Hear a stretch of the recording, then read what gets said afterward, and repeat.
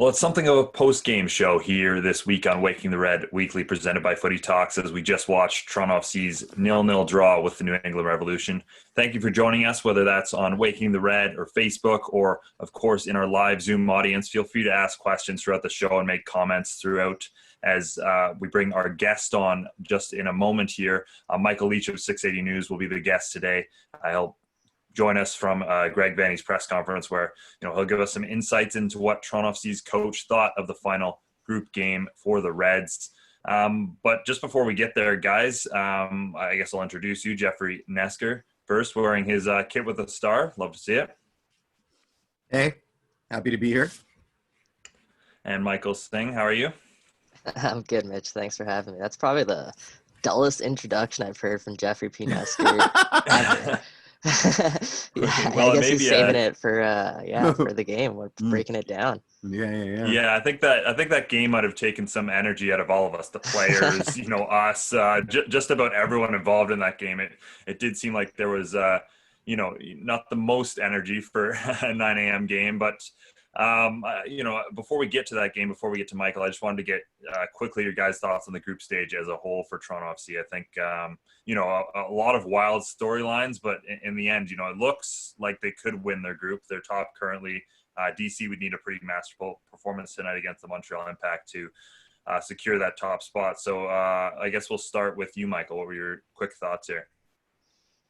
Yeah, as you mentioned earlier, it kind of sucked the life out of everybody watching that game. And it looked like the players included were in on that with this 9 a.m. start. Vanny kind of touched on it in the post game there, is that these teams start off really hot. They go for it.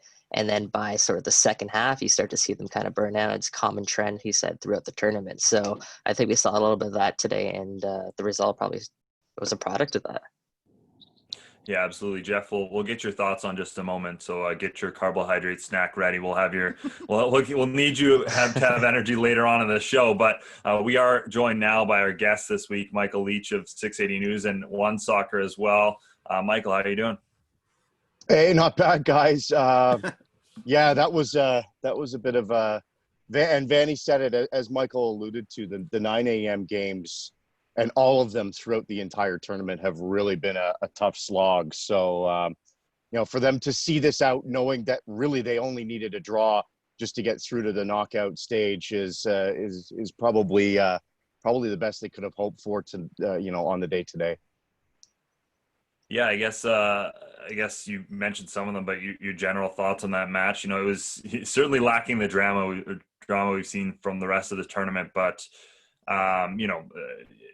again, not a bad result for Toronto FC, even if it wasn't maybe the result they wanted.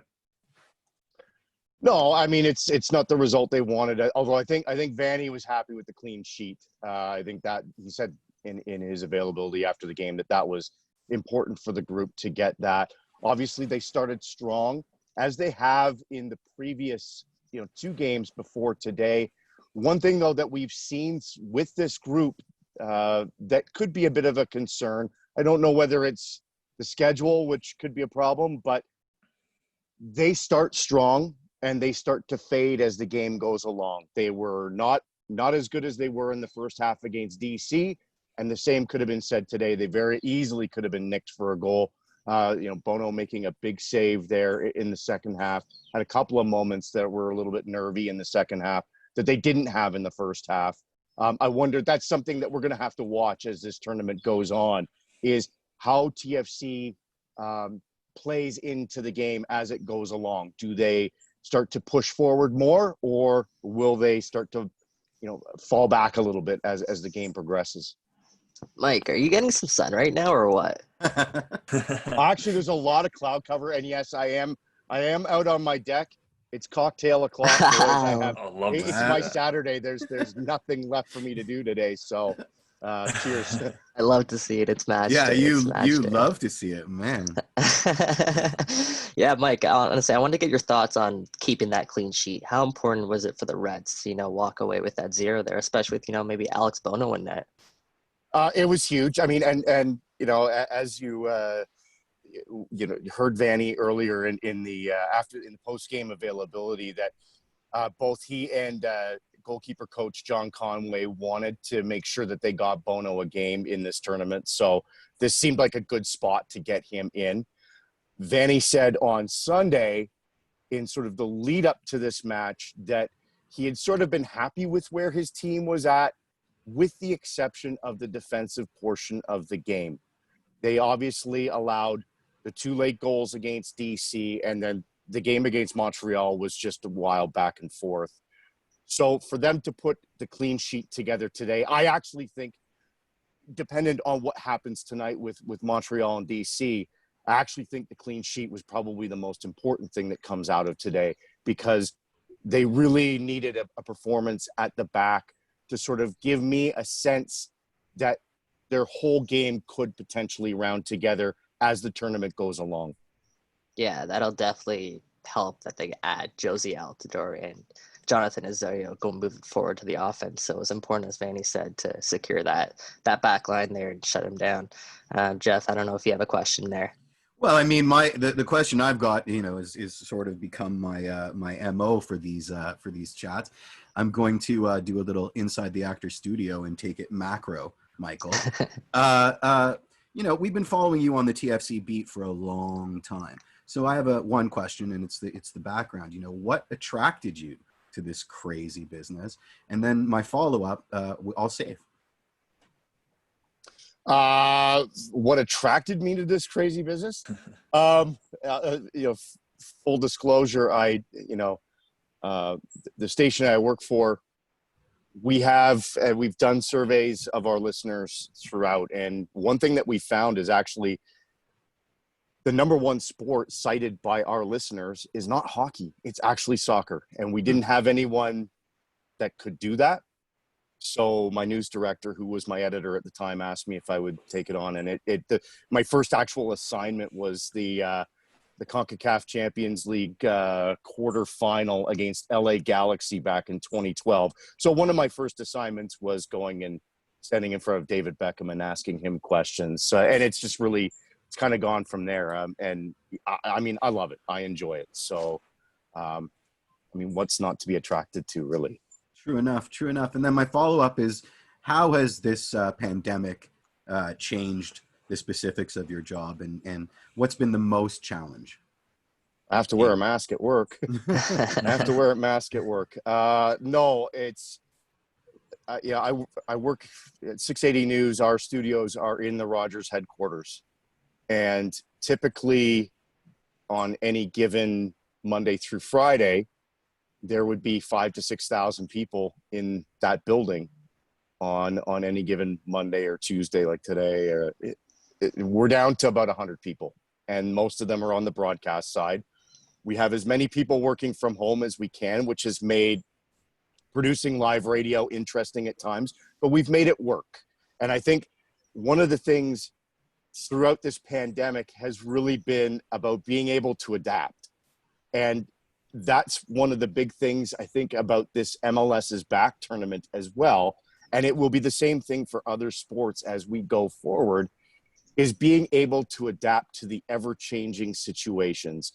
And we saw with TFC, they originally had the game against DC was scheduled for a Friday, got moved to a Sunday, then had to be moved sort of very much at the last minute because of some testing anomalies, and a positive test gets moved to a Monday, and so on and so forth. It's dealing with those situations. And for TFC to come out of this potentially winning the group with 5 points, given all of the travel hassles and everything that has gone on, I think it shows the resiliency of the group. And I also think it shows how good they truly can be. People are talking about Columbus right now. They're talking about Philadelphia. They're talking about Orlando. A lot of those teams have had maybe, I don't want to say an easy ride. None of this is Say easy it, Mike. for any of Say them. it. But TFC have had a lot more variables to deal with. So the fact that they're through and seemingly getting a little bit stronger with each passing game, I think should provide fans with some measure of encouragement.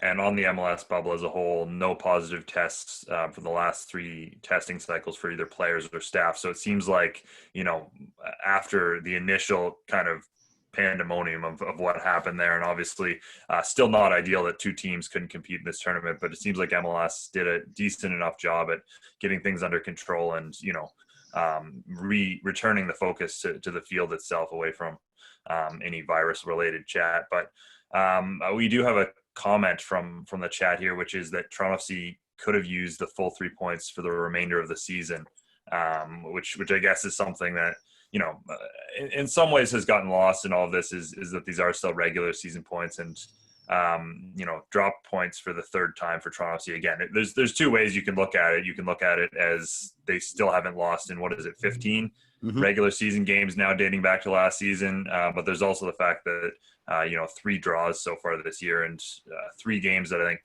Toronto FC would have fancied themselves to win as well. Well, yeah, I mean, but Vanny mentioned it. Anyone that takes issue with the way that these 9 a.m. games have gone needs to go down to Orlando, play at 9 o'clock. As the temperature and the humidity start to build throughout the day there, we're not talking about normal games. And I know these points count for the regular season. I'm not sure whether they should, because this whole thing is, I mean, it's worked out well, and there have been a lot of entertaining games, but those entertaining games with goals and sort of maybe more predictable results have happened at night. This morning, and I tweeted it out before the game, that both teams needed just a point to secure advancement to the round of 16. Keep that in mind as the game goes on, and certainly I think that definitely for Toronto became the mindset is let's just see it out to 90 minutes, get the draw, move on, and deal with what we have to deal with from there on. The 3 points, obviously you want it, but I think getting a result here and getting a clean sheet was probably even more important than that today. Yeah, that's some very good points you made there. Now just looking ahead, you spoke about a few other teams there in the tournament. TFC, they're going to finish one of the top 2 teams in Group C, top 2 seeds. Is there a team out there you kind of want to avoid if you're TFC moving into that next round? I don't think there's a team out there that they'd be afraid of, but I will tell you, and I saw someone say they weren't too thrilled about this possibility. I would love to see TFC play Seattle again. I really, really would. In a winner take all, winner advances, loser goes home. Why not? And this, we've seen them on each other's fields. Why not give it a shot on a neutral site at this point in time? I think that would be as far as storylines go, that'd be outstanding. It's already pegged in for the finals, so I'm sorry to burst your bubble there, Mike. Mike, we've been talking a lot about the adaptability that's necessary with respect to playing professional sports.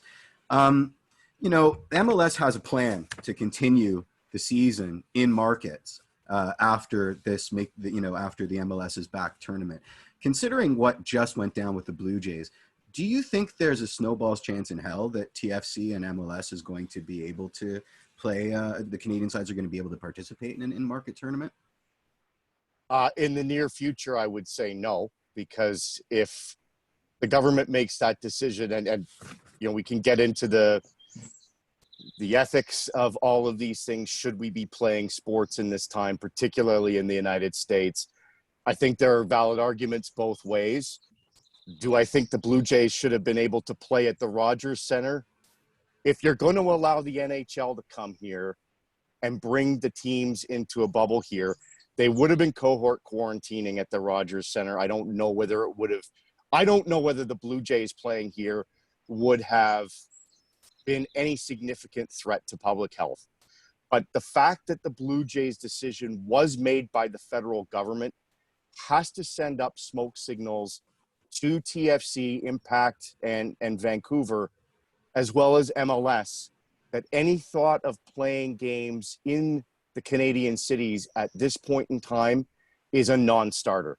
That doesn't mean that it couldn't be different in a month or two, but certainly if they come out of MLS's back and MLS says, hey, we're going to restart our season August 25th, just a random date. I would have to think at this point there's no way they'd be playing in Canadian markets. They would have to find alternatives for those teams in terms of where they'd be playing. Do you think Yeah, MLS would even? Oh, sorry. Do you think MLS would even go ahead. extend the invitation to find an alternate place to play, or do you think, considering how it went down for Nashville and FC Dallas, the league would just chalk it up to COVID and play the tournament without the Canadian sides?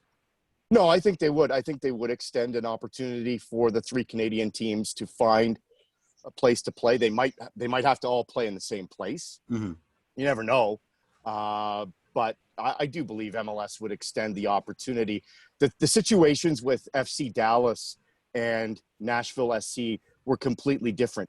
Those teams, obviously, and Vanny said it before the tournament even began, he said those teams went down there and they had not been doing what they needed to do while they were in their own markets to protect their own safety.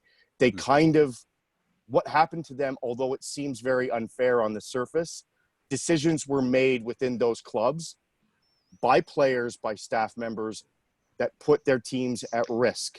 And by allowing those teams to stay in the MLS's back bubble and play games puts other teams at risk. The other teams didn't want to play against either one of those teams. So you have no choice at that point. You either cancel the entire tournament or you allow those teams to play, or you withdraw them from the tournament.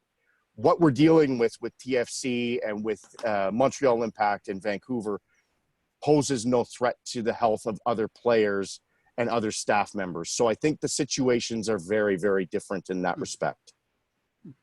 Yeah, just a quick point I wanted to make on that in terms of, even if they can convince, the feds to bring it back to Toronto, we've seen how conservatively Vancouver's dealt with, NBC in general has dealt with this pandemic. I mean, they wouldn't even let the NHL go there, right, in their bubble concept. So that would be even if they can get Toronto, even Quebec on board, it would probably be pretty difficult to get Vancouver to accept games coming in there. So that's something to certainly watch going forward and will be very interesting. But Mike, I wanted to ask about the knockout stage now as we move on for Toronto FC.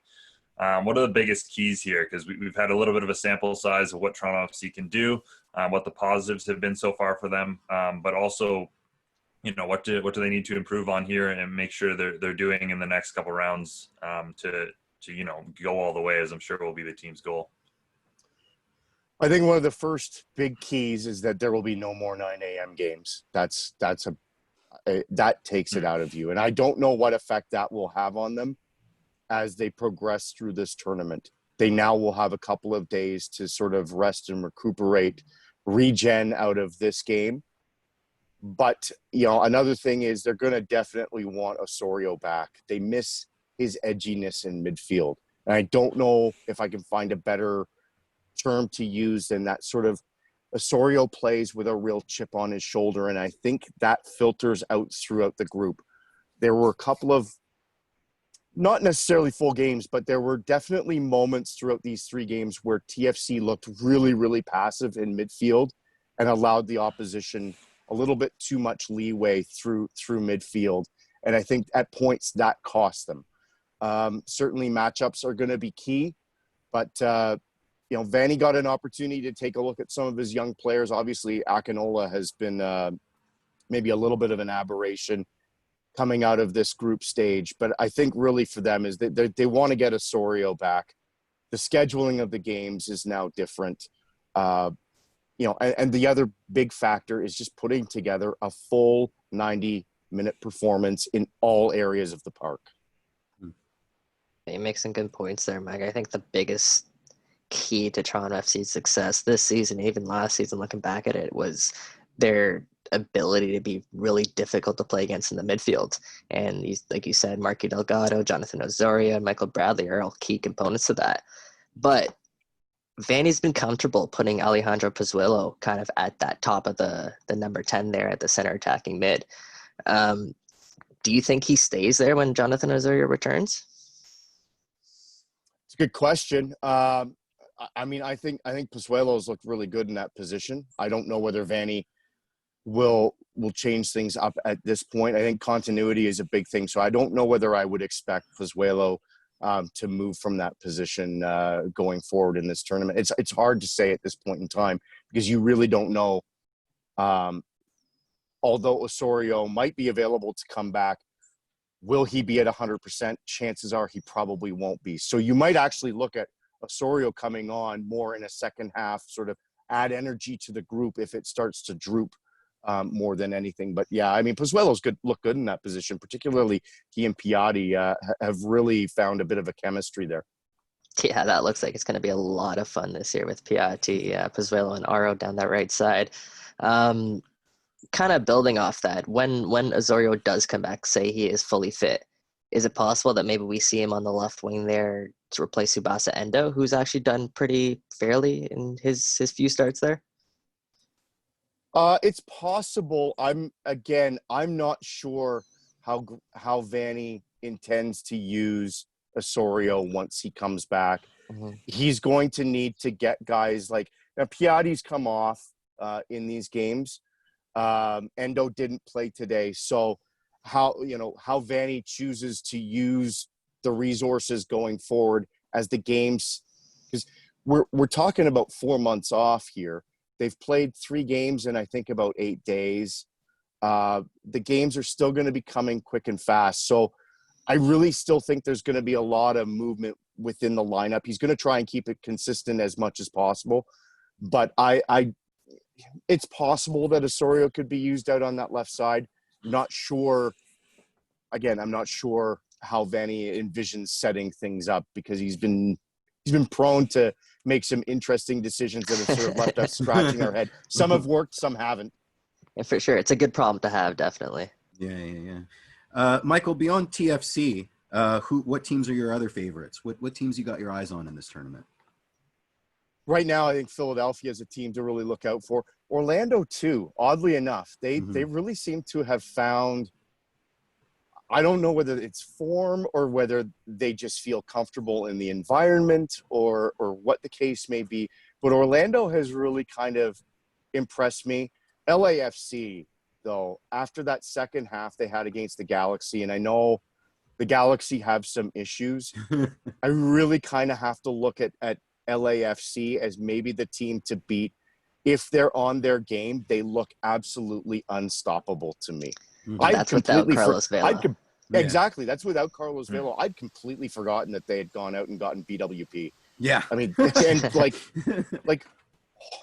yeah, it's just not fair. It's an embarrassment of riches for Bob Bradley out there for sure. Absolutely. Diego Rossi also having himself a time. Yeah. Right. Yeah. How impressive has BWP been? He looks like he's been playing with those guys for years. I mean, I guess for some of those guys, you just have to tap in the crosses, but, such a smart striker in this league. But at any rate, Mike, I think we'll let you go here. Enjoy the porch drinks. Enjoy the rest of your day, and we really appreciate you Cocktail o'clock, boys. Cocktail o'clock. Mm-hmm. Thanks, Mike. Love it. Thanks, Mike. Thanks very much. Thanks very much for having me, guys. Anytime, yeah. Yeah, thanks again to Michael Leach of 680 News. Some good points there. I think the one thing I wanted to build up coming off of that is a main point and a main takeaway from today's game, which is, again, energy levels for Toronto FC. And I think we kind of touched on the two different aspects of that. Is it the 9 a.m. games, you guys think, or is this something that goes with having an older team that's playing quick back-to-back games with, I guess, surprisingly little squad rotation from Greg Vanny during this? I know he certainly wanted to keep the consistency, and it was good in some parts, but especially in the second half today, you could see Toronto FC just fading very quickly, and they were never really able to recover that throughout the half. I guess we'll start with you on this, Jeff. I mean, I love 9 a.m. games, but I don't like 9 a.m. TFC games. I've discovered this factor today. I'm all for chaos and I'm all for the wake up coffee football, but that was tough to watch. And also I feel like I jinxed it by asking for a clean sheet on the prediction league. I like having a clean sheet, but a 0-0 draw does me no good whatsoever. I'm going to parrot everything you said, Mitch. I mean, we all watched it. We could see a precipitous drop off in engagement and I guess awakenedness. I mean, it was hot out there, and it's early in the morning. And despite the fact that, Nick DeLeon was telling us that they've been pretty strict with their training regimen and the times that they get up in order to sort of game the system, you could still see that they were gassed pretty much to a man. I was really impressed by the way Greg Vanney was able to throw out that consistency throughout this tournament. Pablo Piatti, we heard load management coming into the tournament. What happened to that? 3 starts in 8 days, as you said there, Mitch. That's interesting to say the least. Maybe things have evolved. Maybe they are more comfortable with his ACL, but either way, we'll take it. That's a great sign for Toronto FC to see him go out there. And, he wasn't that eye-cutting today. There was a couple times he lost the ball cheaply in possession, but what I did like from him was that he was going at it. He was trying to make stuff happen, and that's a good sign, seeing it as it is his 3rd match in 8 days. As we see him, move on with this team, get a little bit more settled in, I'm excited for what we see with that partnership between Pozuelo and Aro as well. We could speak about that for days, but I like what I saw from Pablo Piatti, and I just like in general what I saw from Greg Vanney and how he's able to, build a little chemistry here throughout the tournament. Yeah, and we're starting to see Piatti express himself as well a little bit. I think especially early on when he had energy, we were seeing some back heel flicks and some fancy little things that he was, pulling out of his big bag of tricks right there that I thought were very impressive. Jeff, you look like you had a point before I mean, he was a bit flopsy today. I thought he went down a bit too easy at least 3 or 4 times. That was my thought on the Piatti. Also, I mentioned this in the chat, but was that the Spider Cam's gears? That sounds like somebody's getting tasered consistently. Like, did you not hear that? Like the obvious sound of someone getting tasered just constantly invading your ears during the game. Yeah, I don't know. We've had some weird sounds throughout this MLS's back tournament, and it's always hard to figure out where exactly they're coming from, especially when they're getting muted that LA Derby when every 5 seconds someone was saying something, they considered offside. You could barely hear the commentators because they had to blip the sound. I mean, it's been pretty funny with the audio at this tournament, and as they've been figuring out the all access but not really all access aspect of it. Yeah. But yeah, no, that was certainly a bit of an interesting sound in today's game and a bit of a background. But I did want to move on to Toronto FC second game, the one we haven't talked about yet because it was in between these 2 shows against the Montreal Impact. And what a crazy game, the game that currently has them top of the group. A game that I think they were dominant in for the most part, probably their best game overall this competition, but still, it was wild up until the last few minutes, wasn't it, Michael? Yeah, it happened at nighttime, right? maybe that's the key takeaway there. Yeah, I got to kind of jog my memory back. It's only been, I know, 4 days since they last played, I think. Trying to think. Yeah, that was the Akinola game. Oh, yeah. That I could go on for days about. Man, Ayo Akinola, he showed that he can finish at the top level. We didn't see it a little bit today, but he was still creating those chances. But against Montreal, he had that finishing touch. He had maybe 4 or 5 chances that game, but he slaughtered away 3 of them, and they're all clinical too. So it was great to see him taking advantage there. Yeah, that interplay on, what was it, the second goal? Richie scored the first one. So the sort of tiki-taka between our favored combo of new best friends Pablo Piatti and Alejandro Pozuelo, with Oro filling in as the third wheel, was absolutely fantastic. That was a beautiful run of play for that second goal. Yeah, that was clinical. Yeah, we talked about it a little bit with Mike, but I really do think Alejandro Pozuelo has to stay at the number 10 position, regardless of what you do with the players around him. I mean, again, that's what you want your designated players as much as possible to be in positions where they are incredibly comfortable, and that's what you pay them to do. That's why you pay them the big bucks. Is you want them to be able to, be your centerpieces, and you build the rest of the team around those guys. And Pozuelo has been very clear that he wants to play the number 10. Throughout his entire time at Toronto, and we've seen him far less effective on, he's a decent number 9, but it's not perfect.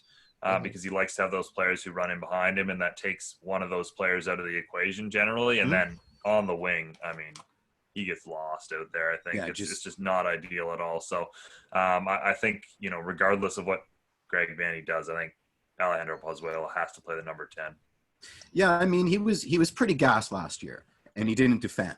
And I think that's why Vanney didn't want to put him in that 10, because it really exposed us. But man's tracking back like an animal right now. So, I don't see all signs point to yes. Like if he's fit, he's in the number 10 role. Yeah, you make a good point. I think Pozuelo, he said in his pregame press conference, I think it was leading up to this, that he feels a little bit more well rested. And I think, like you said, Jeff, we're seeing that in his legs. Yeah, he definitely has to stay at that number 10, though. I think 5 assists on the first 5 Toronto FC goals. I think the next nearest person in this tournament has 3 assists, and that was LAFC, and they scored 7 in one game. So, I mean, Alejandro Pozuelo is honestly making a case for an early MVP bid at this tournament. If TFC can go on here and make a deep run, I don't see any reason why not. Give it to him. He's so good. He is so good. Yeah, absolutely. Yeah, continue to ask us questions if you have them in the chat. But yeah, one other thing, they're talking about this on Footy Talks Weekly, the other show that of course happens on this network, and they had Nick DeLeon on, and he was talking about how much more of a leadership role we've seen from Pozuelo this year, especially after that DC game, being like, guys, let's move on. It's just one result. Let's just beat Montreal, and then we can, kind of be rid of that performance. And I think we've seen certainly a happier Pozuelo, a more engaged Pozuelo, and of course, like he was the captain for the Belgian league side before he got here. It was Genk, right? Yeah, Genk. Yeah. Okay. I always get them and Jonathan Ghent. David's club Ghent confused. I mean, but at any rate, he was a captain there, right? So he does have that leadership ability in him, and I think that's incredibly important to see how engaged he's been with the side so far. Another thing, obviously, from that game and from today's game as well is Richie Larea playing over on the left side now that Toronto FC has so much synergy on that right side that they don't want to disrupt that. But I think that's been, a solid enough look for him. He wasn't as engaged today, I don't think. But at the same time, I think that's great. Great bit of flexibility from him to, first off, he just started playing fullback last year. Now he's playing on his offside. I mean, it's players like that that win you MLS championships. Absolutely. Because, in a salary cap league, you need to have that flexibility. I really liked how Nick DeLeon and Richard Larea were playing on that left side. They were kind of interchanging there, where if Larea went forward, Nick DeLeon would drop back and he would play the left back role, and vice versa. If Nick DeLeon was making a run forward, or Richard Larea would come back. And also at times, Nick DeLeon on that left wing, he'd kind of cut inside and give Larea that full wing just to go forward. And we saw a little bit of that in the first half. Obviously, in the second half, DeLeon had to come on. Unfortunately, I didn't get an update on his status after the game, but we will get. I did get an update on Chris Mavinga's status, and it seems like he's okay. So, Greg Vanney said that he was okay there after the game. He said a lot of it was a product of him just wearing out over these days. He had made a couple of long sprints towards the end there, and he thinks that's what caused sort of the little hold up there, that little scare. So, I mean, we'll see as things progress on his status, but at least that's good news there for the TFC front. Yeah, I mean, on the Larea topic, I mean, how many Swiss Army knives does Greg Vanney have at his disposal now? Guys that have such utility in terms of positions that they can play, the sides that they can play on. These are great problems to have. You've got 2 wingbacks now that can alternate sides when necessary, which is pretty fantastic, if you ask me. I think it's Nick DeLeon who can play wherever on the field. Obviously, Pozuelo can move around. Richard Larea now we can see can play pretty much any position there on the field. As you mentioned there, Aro can play right back, left back. I'm just thinking off the top of my head, like where these guys can play. Pablo Piatti, we know he's capable of playing all across that front line there. Oso's been played everywhere. Everywhere, yeah. Yep. So like you said, this is a great great problem to have for Greg Vanney. It's just where do you fit these guys in? And it's there's a lot of options at least. Yeah.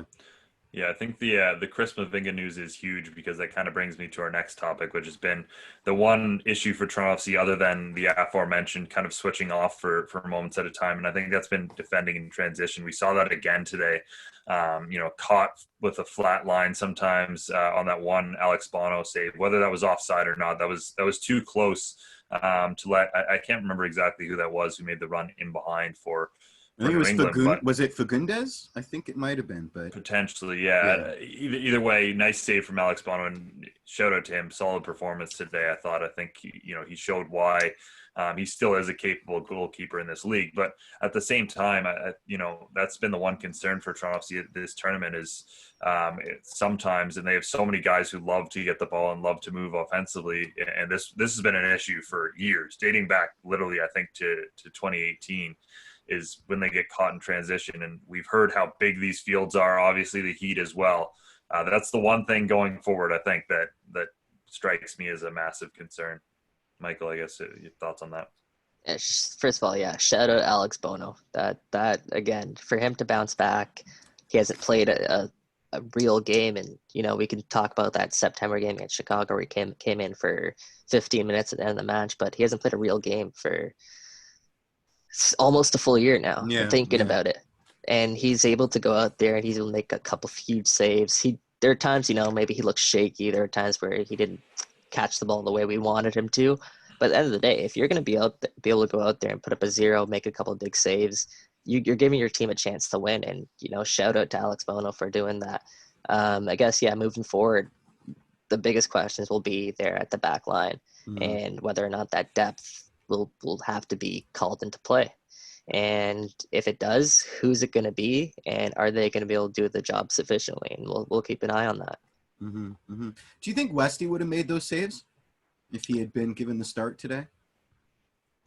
I mean, the one where it came right across the net, that's a great save. You're holding your post. It's not – Alex Bono could have went anywhere in his net at that point. And for him to, make himself big – Quentin Westberg's unreal. I mean, I'm never going to bet against Quentin Westberg. But that's kind of his skill set, Bono, the shot stopping, right? Sure. The crazy, that's a good point. Yeah, so it's just interesting that he had so many opportunities to showcase that today against New England. It felt like things were just going his way today. I mean, it really did. There was a couple bounces where the couple shots just went slightly over his head and then trickled wide. That one where he reached back, it seemed like he really wanted to make sure that didn't go in. And thankfully, maybe he blew some wind to it, but it trickled wide. Yeah.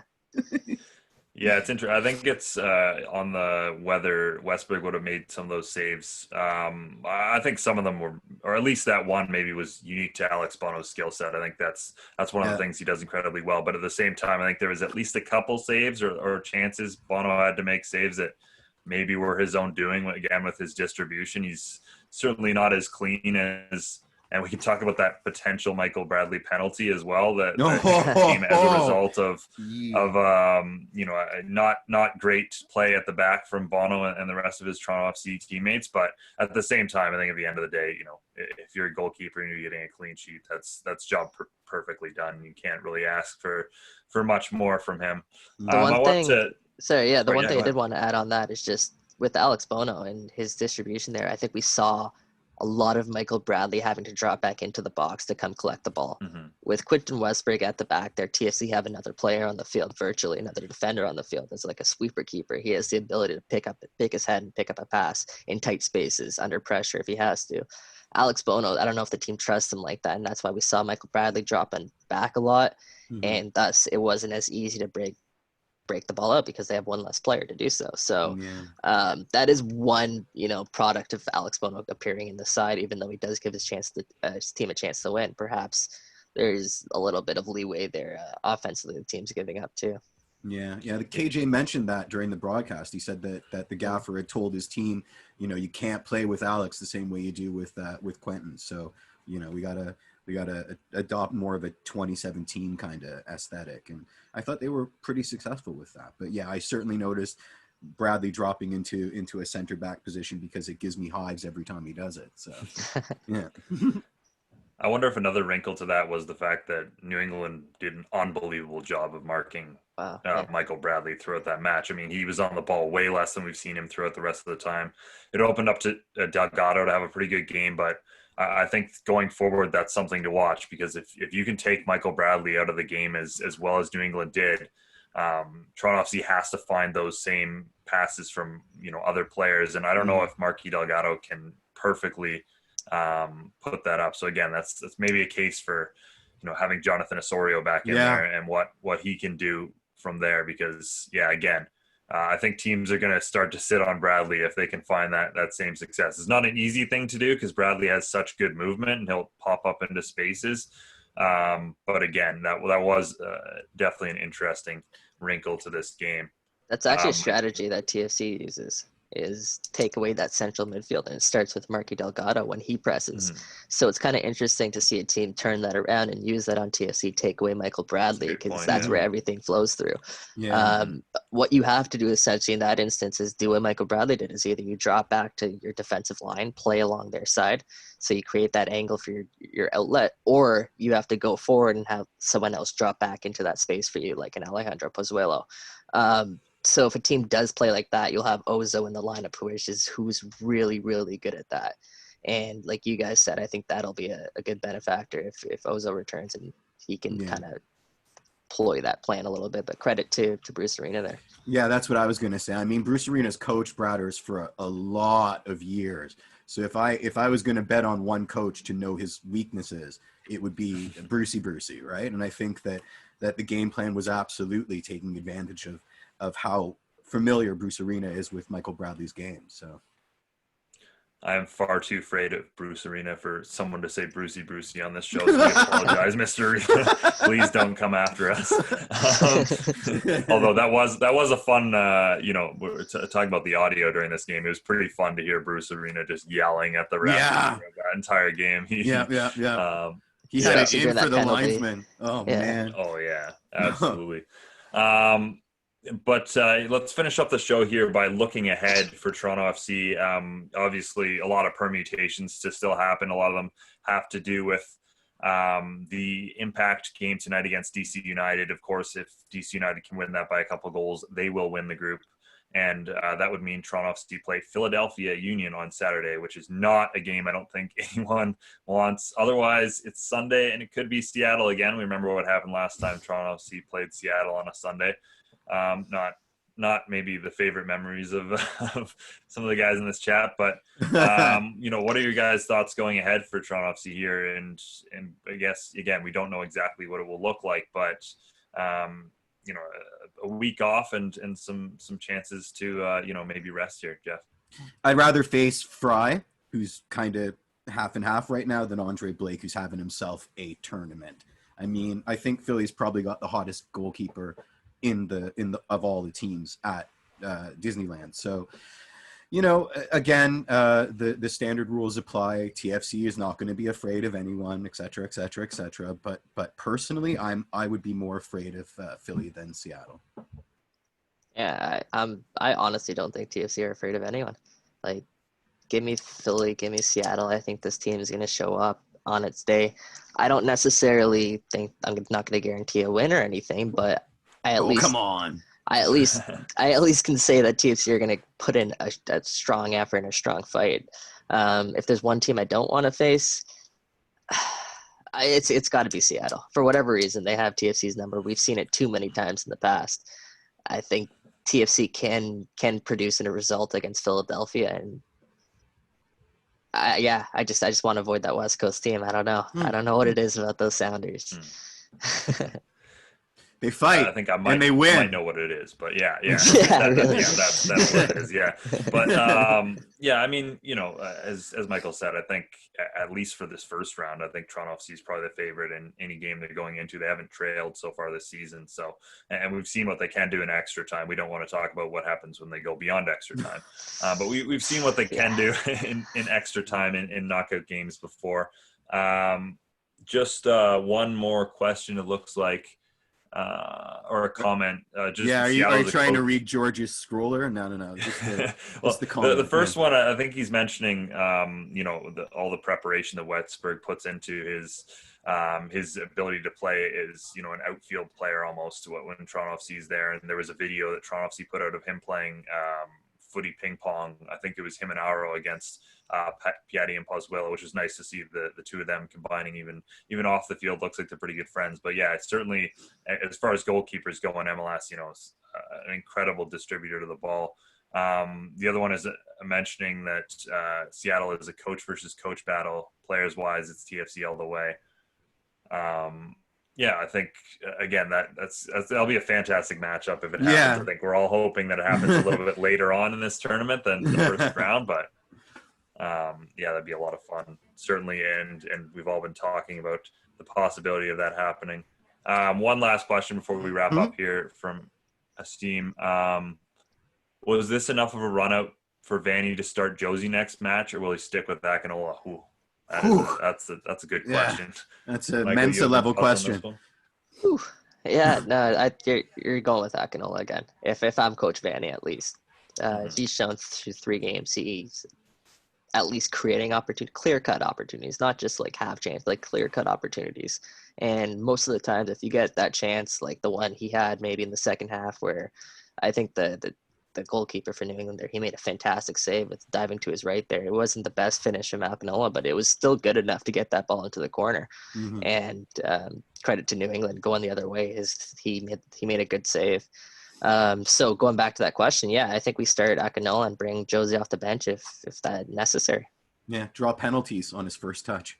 Yeah, not bad. Yeah, not too shabby indeed. Yeah. Also, he looks like he ate the old Josie. He's like 4 times the size and just mean. He's so bulked up.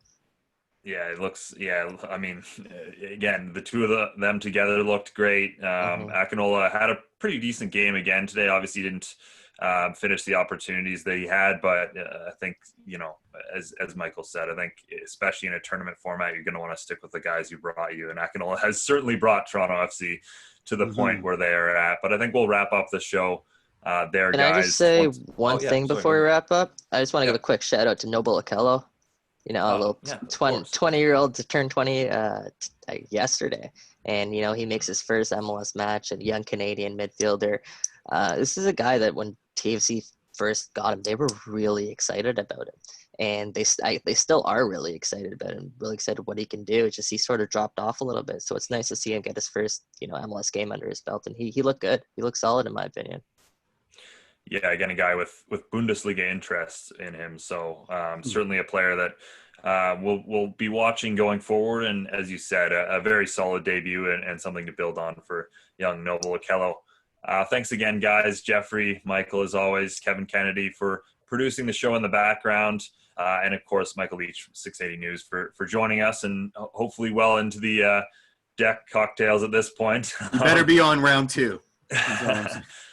But yeah, as always, thanks for joining us, everyone. I guess it's time for knockout football now, and until then, see you next Tuesday, everyone. Cheers.